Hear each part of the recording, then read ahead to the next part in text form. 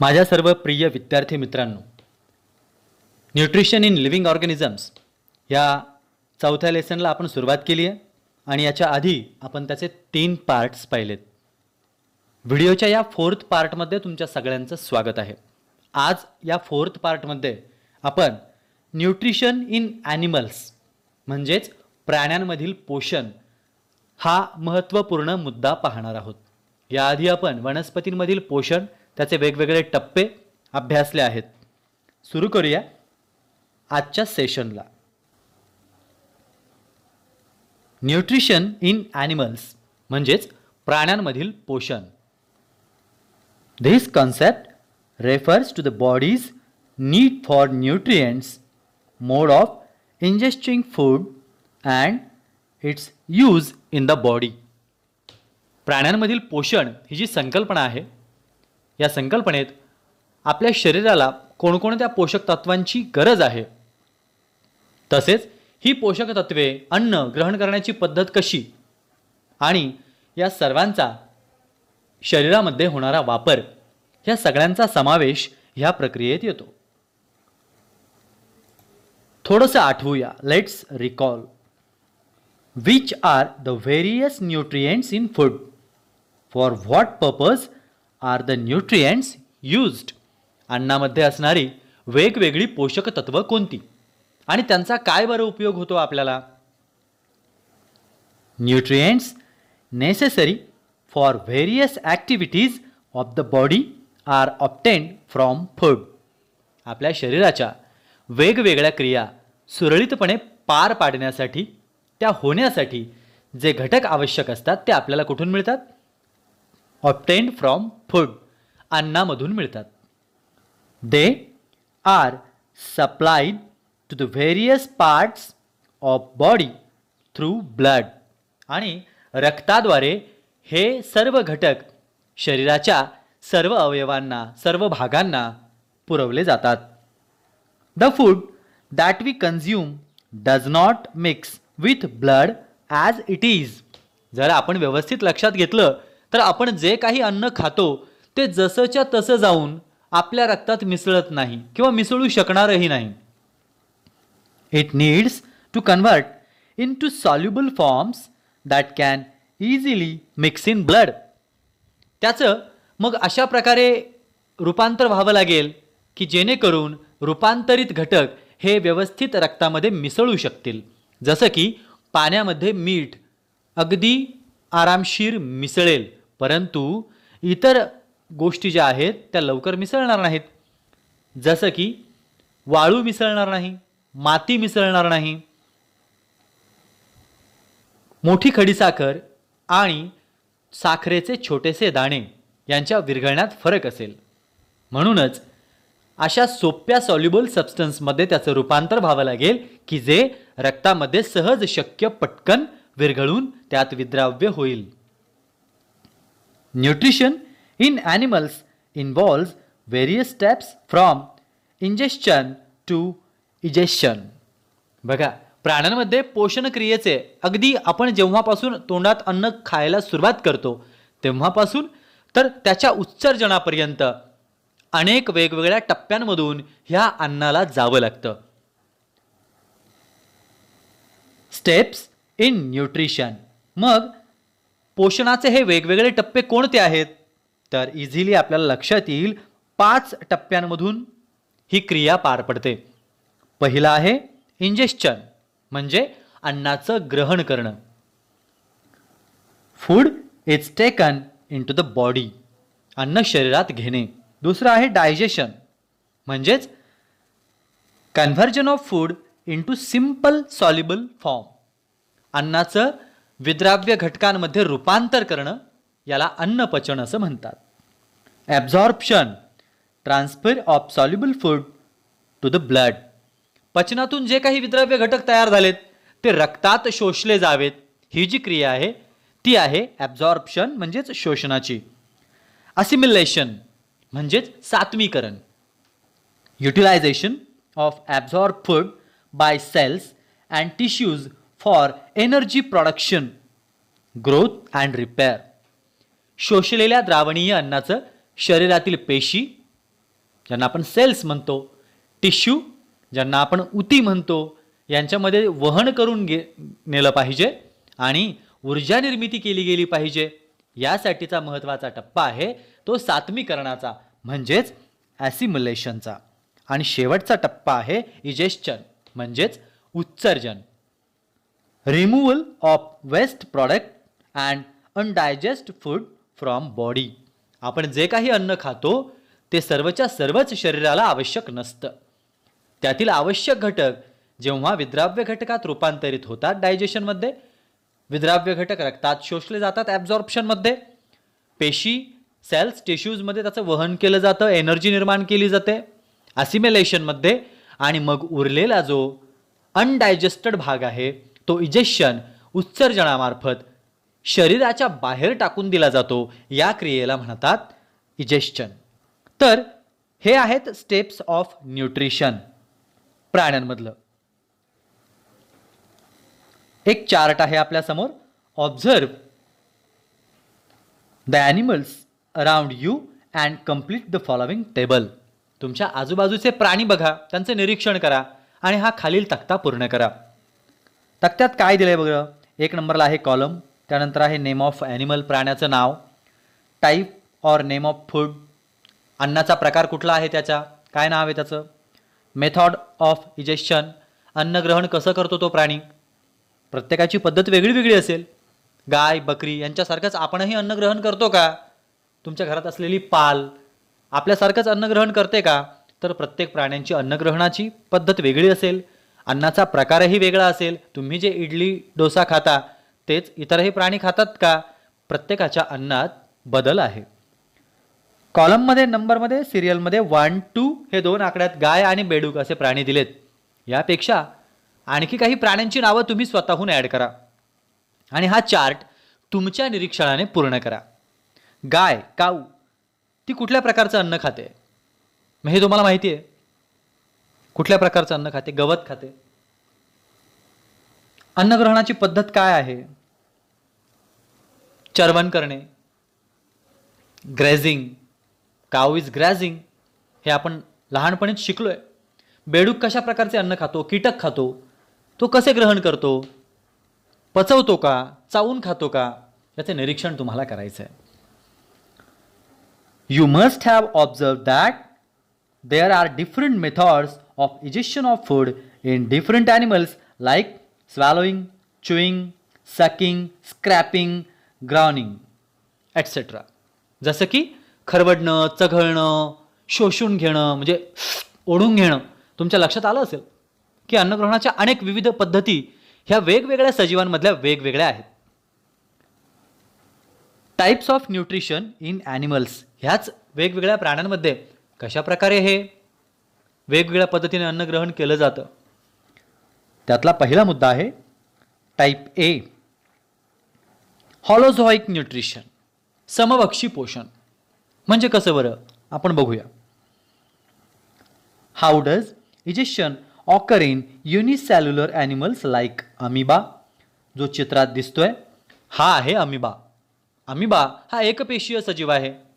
मग तो अन्नग्रहण कसं करत असेल, त्याच्याकडे तर एकच सेल आहे, एकच पेशी आहे. आपल्याकडे तर खूप साऱ्या सेल्स मिळून टिश्यू तयार झालं, टिश्यूचे ऑर्गन झाले, ऑर्गन्स एकत्र आल्या, त्यांच्या संस्था झाल्या.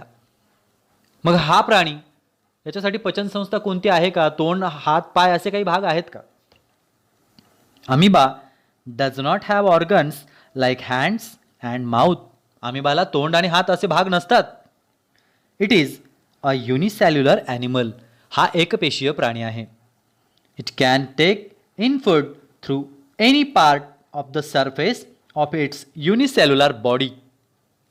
त्याच्या एकपेशीय पेशीच्या सहाय्यानं कोणत्याही पेशीच्या पृष्ठभागातून कुठूनही तो अन्न आतमध्ये पेशीत समाविष्ट करून घेतो. त्यासाठी तो काय करतो, it surrounds the food particle from all sides to take it in to the cell. तो काय करतो, एखाद्या अन्नाच्या घटकाला सर्व बाजूंनी वेढा घालतो, सैनिकांनी वेढा घालावा तसा, आणि मग पेशीमध्ये तो अन्नाचा कण समाविष्ट करून घेतो.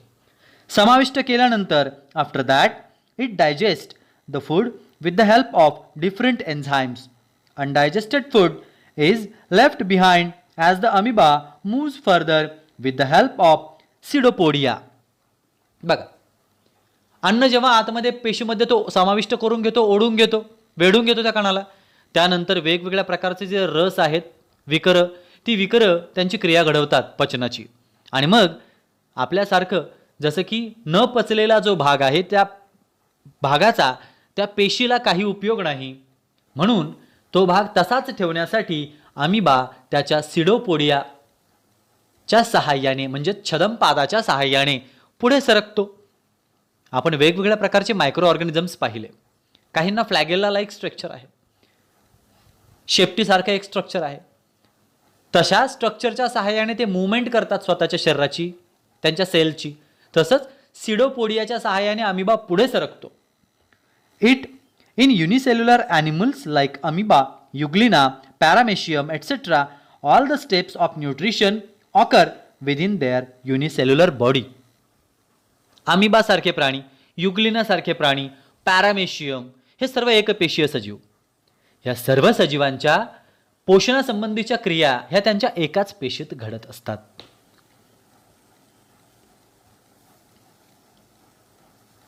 Insects have mouth parts for ingestion of food. For example, insects like the cockroach and grasshopper which nibble have jaw-like mouth parts. Butterflies suck food with a tube-like proboscis. Mosquitoes and bedbugs use a needle-like mouth part to pierce and a tube-like mouth part to suck blood or other fluids. बहुपेशीय प्राणी हे तोंडाने अन्नग्रहण करतात. कीटकांमध्ये जर विचार केला आपण, अन्नग्रहणाकरता त्यांना मुखावयव असतात. उदाहरणार्थ झुरळ आणि इतरही अनेक प्राणी आहेत नाकतोड्यासारखे. ते काय करतात, ह्या कीटकांमध्ये जबड्यासारखे मुखावयव महत्त्वाचे असतात. फुलपाखरू काय करतं बरं, त्याची जी नळीसारखी सोंड आहे ती वापरून ते अन्न ग्रहण करतं. डास, ढेकून हे यांना चुषक सुद्धा म्हटलं जातं, ओढणारे. हे काय करतात, सुईसारखा स्ट्रॉ समोरच्या अन्न ग्रहण करण्याच्या ठिकाणामध्ये ते इन्सर्ट करतात. टोचल्यानंतर त्यांच्या नळीसारख्या त्या अवयवांतून ते रक्त किंवा तो रस चुषून घेतात, ओढून घेतात. याला रसग्रहण असंही म्हणतात. How will you classify the following animals according to their food type. खाली जे सजीव चित्रात दिसत आहेत आपल्याला, त्यांचं जर व्यवस्थित निरीक्षण केलं तर या प्रत्येक सजीवाचं तुम्ही कुठल्या कुठल्या अन्न ग्रहण करण्याच्या त्यांच्या पद्धतीवरून वर्गीकरण करू शकाल.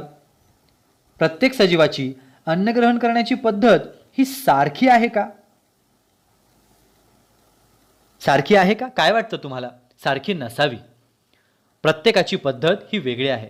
ज्या प्रकारे सिंह त्याचं भक्ष्य पकडतो, त्याच्या तीक्ष्ण दातांनी ते खातो, मांस फाडतो, तसंच या चित्रात दिसत असलेल्या पोपटाला शक्य आहे का? नाही. पोपट त्याच्या तीक्ष्ण धारदार चोचीने फळ खाण्याचा प्रयत्न करतो.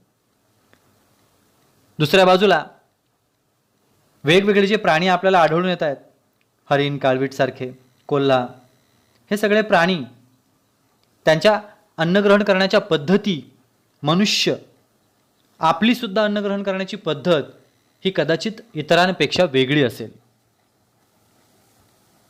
मग या अन्नग्रहण करण्याच्या पद्धतीवरून प्राण्यांचे प्रकार सुद्धा पडतात.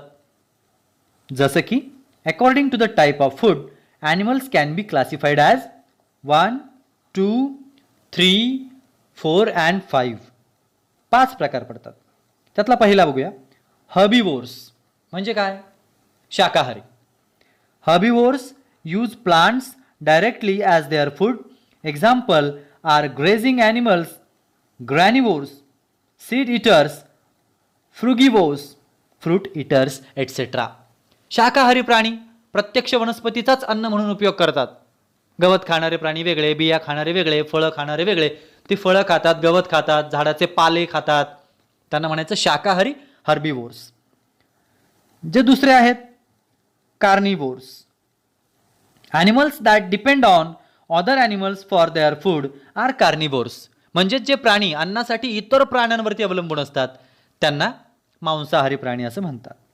कार्निव्होर्स are indirectly dependent on plants for food. मांसाहारी प्राणी अप्रत्यक्षपणे म्हणजे इनडायरेक्टली वनस्पतींवरच अवलंबून असतात असं म्हटलं जातं. का? कारण ज्या example are animals that feed on herbivores predators, animals that feed on insects insectivores. म्हणजेच काय, शाकाहारी प्राण्यांना खाणारे जे हे प्राणी, कीटक खाणारे काही हे प्राणी जे स्वतःला मांसाहारी समजतात, हे प्राणी जर वनस्पती नसेल तर त्यांच्यापासून जिवंत असणाऱ्या प्राण्यांना कसं खातील, कारण तेच जिवंत राहणार नाही. म्हणून अप्रत्यक्षपणे ते सुद्धा वनस्पतींवर अवलंबून आहेत. Then omnivores.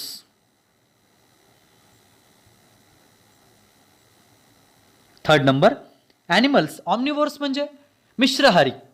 Animals that obtain their food from both plants and animals are called omnivores. जे प्राणी वनस्पतींवरही अवलंबून असतात, प्राण्यांवरही अवलंबून असतात, त्यांना म्हणायचं मिश्रहारी म्हणजेच ऑमनिवोर्स. एक्झाम्पल्स दिलेत: मंकी, चिंपांझी, ह्युमन म्हणजे आपलंही नाव आहे याच्यात. आपण वनस्पतीही खातो, आपण प्राण्यांची सुद्धा आपल्या अन्नाच्या नीड्समध्ये उल्लेख आहे. म्हणजे आपण मांसाहारही करतो, आपण शाकाहारही करतो, म्हणजे आपण मिश्राहारी झालो. Some of the organisms around us perform the function of cleaning and conserving the environment by very act of feeding themselves. They are called scavengers and decomposers. तर यातही परत एक प्रकार आहे, स्वच्छताकर्मी आणि विघटक. आपल्या सभोवताली काही प्राणी असे आढळतात जे अन्नग्रहणाबरोबरच काय करतात, पर्यावरणाची स्वच्छता करतात नकळत. मग ह्या संवर्धनाचं कार्य त्यांच्याकडून घडत असतं. मग त्यांना काय म्हणायचं? स्वच्छता कर्मचारी.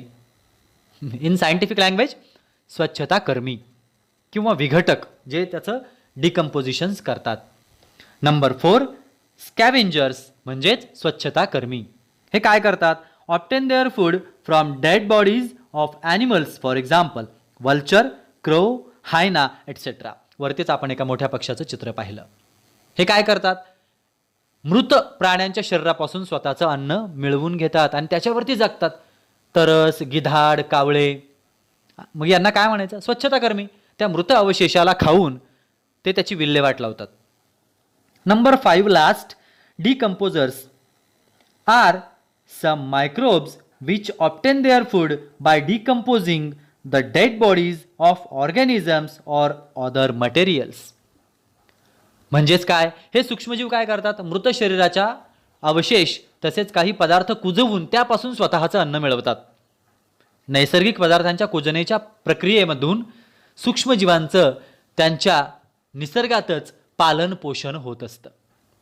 आपण ॲनिमल्सचा ए टाईप पाहिला अन्न ग्रहण करण्याच्या पद्धतीनुसार. यानंतर अन्नाचा बी आणि सी सुद्धा एक टाईप आहे, तो आपल्याला पाहायचा आहे. बी मध्ये काय आहे? सॅप्रोफायटिक nutrition.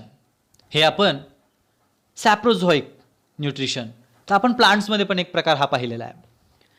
Some insects, unicellular animals etcetera obtain the nutrients by absorbing the liquid organic material from the dead bodies of other animals or from the environment. This is saprozoic nutrition. Example houseflies, ants, spiders etcetera. काही कीटकं हे काय करतात?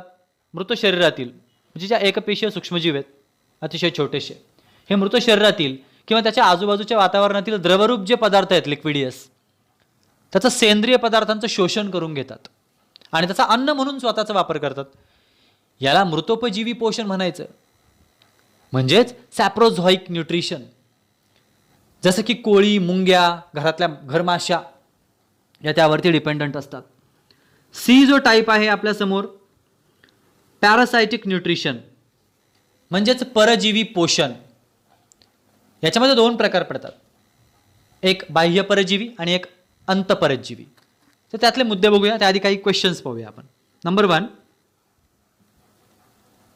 Have you seen small animals on the bodies of Animals like dogs and buffaloes, which are those small animals? गोठ्यातल्या म्हैस, गाय किंवा घरातला कुत्रा यांच्या शरीरावर लहान लहान प्राणी तुम्ही पाहिले असतील. कोणते प्राणी आहेत बरं ते? तुम्हाला त्यांची नावं येतात का? From where do these little animals obtain their food? ते त्यांचं स्वतःचं अन्न कसे मिळवतात? ते तर इतर प्राण्यांच्या शरीरावरती बसलेले असतात. Number 3, from where do the worms in the intestine obtain their food? पोटामध्ये जे जंत असतात त्यांचं अन्न ते कोठून मिळवतात? त्याआधी आपण हे पिक्चर्स पाहूया. हे आहेत ते पॅरासायटिक ॲनिमल्स, परजीवी प्राणी, पॅरासाइट्स ज्यांना म्हटलं जातं. बघा, यातले काही आपण कदाचित पाहिलेलेही असतील. मग हा मुद्दा आपण एकदा एक्सप्लेन करून घेऊया. Some animals depend upon other animals for food. They can obtain their food only from animals on whom they are dependent. हे जे काही प्राणी आहेत हे इतर सजीवांवर स्वतःच्या अन्नासाठी अवलंबून असतात आणि त्या सजीवांकडूनच ते स्वतःचं अन्न प्राप्तही करत असतात. दिस इज कॉल्ड पॅरासायटिक न्यूट्रिशन. आणि मग अशा प्रकारच्या न्यूट्रिशनच्या पद्धतीला म्हणायचं पॅरासायटिक न्यूट्रिशन, परजीवी पोषण. Some animals live on the body surface of other animals and obtain their food by sucking their blood. काही प्राणी हे ज्या प्राण्यांच्या शरीरावर राहतात त्यांच्याच शरीरातलं रक्त शोषून त्याद्वारे अन्न प्राप्त करतात. आणि अन्न अशा प्रकारे जे सजीव प्राप्त करतात त्यांच्या ह्या पोषणाच्या पद्धतीला बाह्य परजीवी पोषण म्हणतात. कारण ते प्राण्यांच्या शरीरावरती बसलेले असतात म्हणून बाह्य परजीवी. म्हणजेच काय? This is called ectoparasitic nutrition. Parasitic nutrition, बाह्य परजीवी पोषण. जसं की for examples are called ectoparasites. For example lice, bedbug, tick etcetera. ही सर्व नावं तुम्ही ऐकली आहेत. उवा, लिखा, गोचीड, ढेकून असे काही प्राणी. Animals like tapeworm and roundworms live inside the body of other animals and obtain their food. आश्चर्य वाटावं, परंतु काही पट्टकृमी, गोलकृमी असे जे वर्म्स आहेत हे जंत आपल्या शरीराच्या आतमध्ये राहून आपल्याच रक्ताद्वारे त्यांचं अन्न मिळवत असतात. This is endoparasitic nutrition. आता एक्टोच्या विरुद्ध इंडो म्हणजे अंतःपरजीवी, शरीराच्या बाहेर नाही तर शरीराच्या आत असतात म्हणून त्यांना एंडोपॅरासायटिक असं म्हणतात. These animals are known as endoparasites. आणि मग अशा प्राण्यांना एंडोपॅरासाइट्स म्हणून ओळखलं जातं. अशा प्रकारे हा लेसन आपण आज ह्या ठिकाणी पूर्ण केलेला आहे. या लेसनची प्रश्नोत्तरं लिहा. कुठल्याही प्रकारची अडचण आल्यास पुन्हा एकदा या लेसनचे एकूण 4 पार्ट्स आहेत ते टप्प्याटप्प्याने व्यवस्थित ऐका. अडचण असल्यास मला कमेंटमध्ये तसं पाठवा. आता आपण भेटणार आहोत पुढच्या आपल्या खूप छान इंटरेस्टिंग अशा लेसनमध्ये. 5th लेसन ज्याचं नाव आहे सेफ्टी ऑफ फूड, अन्न पदार्थांची सुरक्षा. पुन्हा भेटूयात पुढच्या सेशनमध्ये. तोपर्यंत गुड बाय.